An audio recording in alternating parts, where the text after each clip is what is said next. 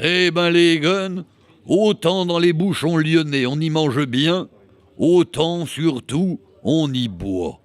Et comme dirait Raoul Ponchon, cet auteur du 19e siècle, quand mon verre est vide, je le plains, quand il est plein, je le vide. Ah, ben mon vieux Niafron, excuse-moi d'être en retard. Hein. Bah, d'où que tu sors, toi? Ah ben je sors d'un bouchon lyonnais.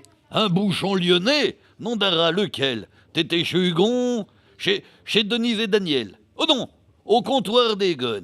Mais non, pas du tout. Eh ben alors, t'étais dans quel bouchon? Dans celui du tunnel de Fourvière. Oh, mais qu'il est bugne.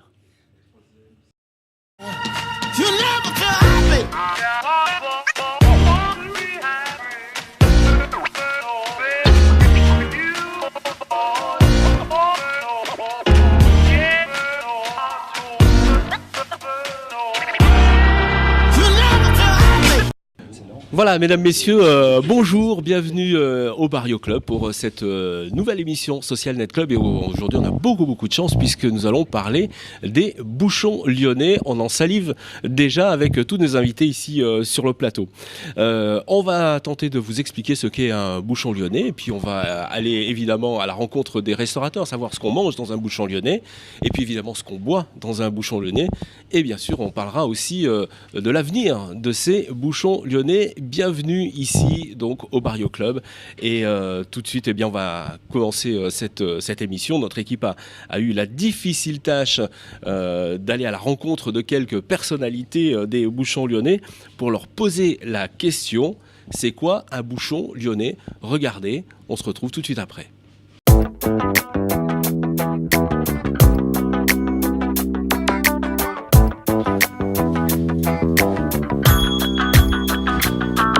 Au départ, c'est dans les monts du Lyonnais où il y avait les mères lyonnaises. Et les mères, elles avaient les compagnons du Tour de France s'arrêtaient chez elles avec les chevaux. Et avant de donner à manger à ces garçons, elles faisaient bouchonner les chevaux. Parce qu'ils avaient transpiré avec un mode de paille. Il y a plusieurs autres choses aussi. C'est pas le bouchon, en tout cas, c'est pas le bouchon de Fourvière.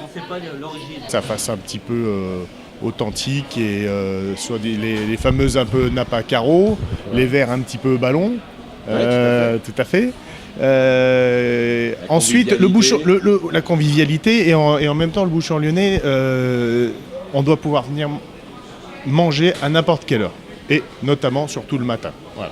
C'est-à-dire qu'on normalement ça commence à 9h du matin et on se restaure jusqu'à 11h30 et puis après si on veut on peut rattaquer à midi pour continuer la journée festive. Mais on vient surtout pour y passer un bon moment. Parce que ce qui règne en maître dans un bouchon, c'est la convivialité, l'accueil, que les gens se sentent un peu comme chez eux. Un bistrot convivial et où on mange normalement et on se fasse pas appuyer, que ce soit pas trop cher, quoi. Et puis un brassage de tous les gens qui peuvent travailler dans une ville, dans une ville comme Lyon. Et on peut rencontrer qui ici? On rencontre des bobos, on rencontre aussi des intellectuels, des étrangers. Oui, on rencontre des bobos, on a même des boubous, c'est les bourgeois bourrés. Mais ouais, ça va du comédien au musicien, au directeur de banque. Voilà, ouais, c'est ça, quoi.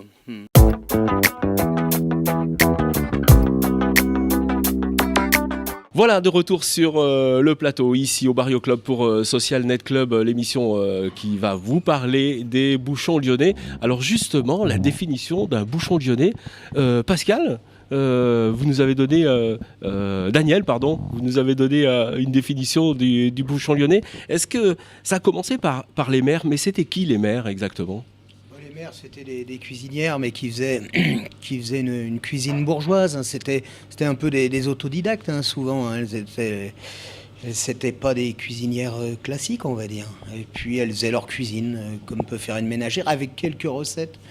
Et d'ailleurs, moi, je reste un peu dans cet esprit du bouchon aujourd'hui, où on va dans un établissement pour manger 2 ou 3 spécialités vraiment spécifiques du lieu. Parce que dans chaque établissement, il y a 2 ou 3 plats qui vont être plus maîtrisés que d'autres. Et je pense que c'est ça qui est vraiment important. Aujourd'hui, on est à l'heure du concept et où tout le monde fait un peu pareil, ce que je reproche le plus à la cuisine classique aujourd'hui d'ailleurs, eh bien c'est que oui, d'aller dans des petits bouchons lyonnais où on va manger vraiment une cuisine qui est propre au patron. Même avec ses défauts, hein, avec un Bien peu sûr, trop de gras, évidemment. avec un peu. Mais je trouve que c'est surtout ça qui est ça. vraiment intéressant. Joseph Viola, il y a des codes pour un bouchon lyonnais. Il y a des nappes, il y a des verres ballons. Oui, il n'y a pas que les nappes et les verres ballons, hein. Avant tout, un client qui rentre dans un bouchon, c'est déjà pour se restaurer, pour avoir une ambiance. Et effectivement, quand il y a déjà une table qui est dressée avec une nappe à carreaux, verre ballon et pot lyonnais, c'est quand même plus facile d'avoir l'appellation. Mais je dirais plutôt que voilà, c'est un ensemble de choses, l'ambiance, ce qui se passe dans l'assiette, parce que c'est important. Et puis l'humeur aussi, on va dire entre parenthèses, l'humeur du patron ou de la patronne et des clients aussi. Parce qu'on s'aperçoit qu'au début, en début de séance, on va dire, du service, les gens chuchotent. Et puis au fur et à mesure, le son monte. Et puis on s'entend plus. Et c'est ça l'ambiance. On mange à n'importe quelle heure dans un bouchon lyonnais. Monsieur Hugon ? Dans le temps, oui. Ouais. Il est vrai que maintenant, on est devenu de plus en plus, en fait, on va dire, dans la restauration classique, avec des horaires. Il est vrai que l'après-midi, moi j'ai toujours maman qui reste l'après-midi, donc c'est vrai que si des personnes passent, Ça peuvent peut manger. le faire quand même. On peut encore chez nous, et surtout le matin aussi, à 9h, il faut mâchonner. Ouais. C'est ça, c'est mâchonné alors. Là, ça c'est le matin. Voilà, alors on trouve quoi ? On mange quoi Comme à midi ou le soir. D'accord. Donc pour les grands mangeurs, on prend une entrée, un plat, fromage, dessert. Généralement, c'est plutôt un plat et un bout de fromage. Ça traîne jusqu'à 11h pour pouvoir faire un petit tour au hall, entre autres, d'ailleurs. Voilà. Mais autrement, on mange normalement à 11h du matin. Et ça, honnêtement, c'est superbe. Ouais, exactement. Et puis c'est très convivial et puis ça attire tout le monde, même les gens qui passent dans la rue, paf, ils arrivent. C'est assez convivial. C'est aussi, on a vu dans le sujet, c'est aussi un restaurant pas cher. Loïc, c'est ça, c'est aussi pas cher un bouchon lyonnais ? Donc je crois avant tout le bouchon lyonnais, en effet, c'est le rapport qualité-prix. Parce que Lyon peut vraiment s'enorgueillir d'avoir des restaurants de la qualité, Daniel et Denise, d'autres restaurants également chez Hugon, quand on voit la qualité à comparer d'autres villes. Et c'est surtout également cette mixité sociale qui fait, je crois, la force de Lyon et la force du bouchon. Parce qu'il n'y a pas de différence entre le postier, le balayeur, le chef d'entreprise ou le directeur de cabinet du maire qui vont aller déjeuner, ripailler. Et comme disait Blondin, le seul métal qui laisse passer l'amitié, c'est le zinc. Voilà. Donc je crois que c'est l'âme du bouchon, c'est le zinc également. Voilà. Oui, exactement. C'est ce brassage. C'est vrai qu'on trouve vraiment beaucoup de monde. On le voit aussi chez Daniel. Vous avez vraiment... tout le monde vient chez vous aussi, hein ? Toutes sortes de personnalités. J'ai essayé d'amener des 25-30 ans chez moi, donc par une ambiance un peu différente. Hein. Moi, je définirais mon lieu par un bouchon un peu punk, on va dire. Mais Vous avez pas la même coiffure, si je me suis assagi avec le temps. Mais là où je suis content, c'est que vraiment les 25-30 ans, ils boivent du vin, ce qui n'était pas le cas il y a 20 ou 30 ans. Ils aiment le vin et puis ils aiment manger les plats que savent plus faire leur maman. Elle lisent un peu trop de magazines de psychologie. Elle ferait mieux de replonger un peu dans les recettes familiales. Et ouais, moi j'ai beaucoup de clients. Un de mes meilleurs compliments, c'est quand on me dit tiens, je retrouve le goût des patates de ma grand-mère, des plats que je mangeais chez ma grand-mère. Vous accordez beaucoup d'importance à la patate, hein, justement. Ah oui, moi je suis le roi de la patate. C'est-à-dire, comme disait monsieur, si on veut rester dans des plats aussi assez, au niveau des prix, assez modestes, raisonnables. Ouais. On va pas attaquer les haricots verts du Kenya, quoi. Et puis il faut les peindre et tout, il faut les peindre et tout. Donc il faut essayer de faire une cuisine un peu rustique, propre et puis roborative, un peu. Voilà. C'est un peu le légume des bouchons, hein, la patate. On va parler c'est un petit, les pommes de terre, c'est un peu le légume des bouchons. Hein. C'est ça. Ça fait trouve toute l'année. Ouais. Ça, c'est très important. À part les cardons, bien sûr, qui arrivent au mois de janvier, mais c'est vrai que puis c'est bon, la patate aussi. C'est bon, bien sûr. Que ce soit en entrée, en salade, en gratin, boulangère, il y a sauté.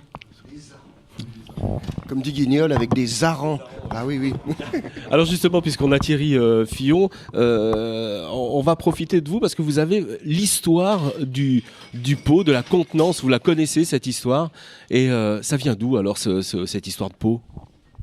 Le pot lyonnais, en fait, c'est une vieille histoire, puisque ça remonte au XVIe siècle. À l'époque, le pot lyonnais faisait 2 litres 0,8.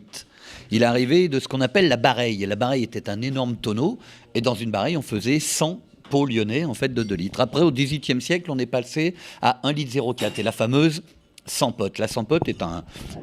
Ça existe encore, la 100 potes? Ah, la 100 potes, oui, enfin maintenant, oui, la contenance a changé, me semble-t-il. Et un jour est arrivé, alors, comme dirait Niafron, 1 litre 0,4, ça c'est un vrai pot lyonnais. Et maintenant qu'il est passé à 0,46 centilitres, moi ça me met l'alarmiche au quinquet, vous voyez. Et il est passé à 46 centilitres parce qu'à l'époque des canuts, en fait, les grands patrons, ceux qui payaient, avaient le droit d'offrir comme ça, tous les jours, 50 centilitres de vin à leurs ouvriers. Et malheureusement, les patrons de l'époque, heureusement que ça a beaucoup changé, rognaient un petit peu sur la marchandise et avaient fait faire des pots de 46 centilitres. Ce qui fait que dans un litre, on arrivait à faire 2 pots, plus le fameux verre du patron. Voilà. Et dans les bouchons lyonnais, il existe aussi les fameuses ardoises sur lesquelles on note, le menu. Alors d'un côté, on a le menu, et de l'autre côté, les gens mettaient leur nom et ce qu'ils devaient au patron à la fin du mois, en fait. Donc, ils laissaient ce qu'on appelle maintenant laisser une ardoise, en fait, quoi. Voilà. D'où l'expression très connue désormais. Si je peux rajouter quelque chose sur le pot, ça c'est la très belle histoire, mais en réalité, lorsque le pot est passé à 0,46, c'était simplement pour coller à la pinte, qui était la mesure officielle de l'époque. Et il fallait encore distinguer la pinte française de la pinte anglaise. C'était encore 2 contenants différents. Oui. Il n'y avait pas un très très gros écart. Et c'est assez marrant, c'est que la pinte française s'est imposée à Lyon, et par exemple la pinte anglaise s'est imposée dans le Jura pour le fameux vin jaune. Ah d'accord, ok. Voilà. C'est marrant, Petit détail. Ah ben ça je sais pas. Probablement à cause des bouteilles qui étaient faites souffler dans la forêt de Chaux, au nord du Jura. Justement, qui avait fait des bouteilles de 0,93. Et quand on divisait par 2, une demi-pinte, c'était un pot. De belles histoires. De verre pour le patron. Ouais, c'est exactement ça. Il y avait aussi ça, c'était la fin. Merci de le souligner. Est-ce que les bouchons sont pas nés justement, puisqu'on trouve de la cochonaille et entre autres, est-ce que c'est pas dû à la position géographique de Lyon, qui est un petit peu au carrefour de pas mal de non? Non, alors là c'est très très précis. Si vous permettez à l'historien d'expliquer un petit peu les choses, c'est une très très vieille tradition gauloise. Il faut remonter jusqu'aux Romains. Les Romains importaient de la charcuterie lyonnaise. Dans le Rerum Novarum Libri, par exemple, de Varron, qui est mort en 27 avant Jésus-Christ, il explique déjà ça, que la charcuterie gauloise est une vraie tradition, et que de Lugdunum, il y a un marché extrêmement important de l'ancêtre des saucissons, enfin des charcuteries en général, partait à Rome en très très très grosse quantité. Et ça nous amène à l'étymologie du mot bouchon, puisque les Romains avaient, pour les cabarets, étant donné que c'était des débits de boissons, des lieux de perdition, etc., on pouvait s'enivrer. Donc le cabaret devait être signalé par une enseigne sur sa façade, qui était un bouchon de feuillage, ce qu'on appelle un bouchon, donc une gerbe, une boule de gui ou quelque chose, du feuillage. Pourquoi ? Tout simplement parce que Bacchus était le dieu du vin, de la vigne et de la végétation. Et quand ils sont venus, ils ont envahi la Gaule, ils ont amené cette obligation. Donc les cabarets gaulois avaient également le bouchon. Et c'est resté. Et lorsque le mot bouchon, à la fin du XIIIe siècle, en même temps à peu près que le mot cabaret, d'ailleurs, se forme dans l'ancêtre du français, eh bien, cette tradition perdure. Et on commence à désigner ça par un mot qui vient du francique, bouche, qui signifie feuillage. Et qui en français, par exemple, a donné le mot embouche, qui est connu dans la région, puisque les embouches du Charolais, c'est là qu'on élève les meilleures viandes. Voilà. Et ça va rester. Et au XIVe siècle, donc c'est la première acception du mot. Et au XIVe siècle, à la fin du XIVe siècle, eh bien, les aubergistes veulent se différencier des cabaretiers.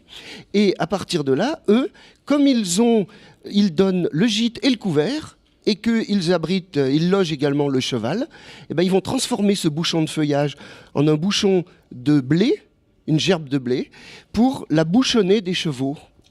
Et c'est pour ça qu'on entend ou l'une ou l'autre des acceptions. Eh bien, c'est la même en fait, mais c'est la suite à un siècle d'intervalle, tout simplement. Voilà. C'est toujours bien d'avoir un historien avec nous, bravo. Évidemment, le vin est important. On a la chance avec nous d'avoir Olivier Barrier, la rue du Beaujolais. Ça fait partie de l'histoire aussi, le vin dans un bouchon. Hein. C'est pareil, ça fait partie de l'histoire. Et c'est vrai que dans les bouchons lyonnais, on trouvait les pots lyonnais avec surtout et du Beaujolais et du Côtes-du-Rhône. Et aujourd'hui, je dirais, c'est incontournable d'avoir dans ces petits bouchons ce vin des régions. Et ça va avec la charcuterie, et c'est quelque chose qui est, je dirais, historique. Je pense que, M. Hugon, vous l'avez toujours vu, et cette fête du Beaujolais qui est arrivée, et qui a été fêtée aussi dans les bouchons lyonnais. Et ça a été quelque chose de vraiment qui a amené un essor aussi pour les bouchons et pour les rencontres des différentes personnes autour de cette cochonaille, non, aussi? Tout à fait, oui. On fête le Beaujolais aussi dans les bouchons lyonnais. Ah ben bien sûr. non, mais on fait pas de tout, mais oui, principalement du Beaujolais, ce qui est normal. On est à la frontière du Beaujolais. Ce serait quand même dommage de pas servir de Beaujolais dans nos établissements. Oui, après bien sûr on fait du Côtes-du-Rhône, on peut faire autre vin, mais c'est principalement les crus du Beaujolais, quoi. On parlera du vin tout à l'heure, ça sera l'objet d'un prochain sujet.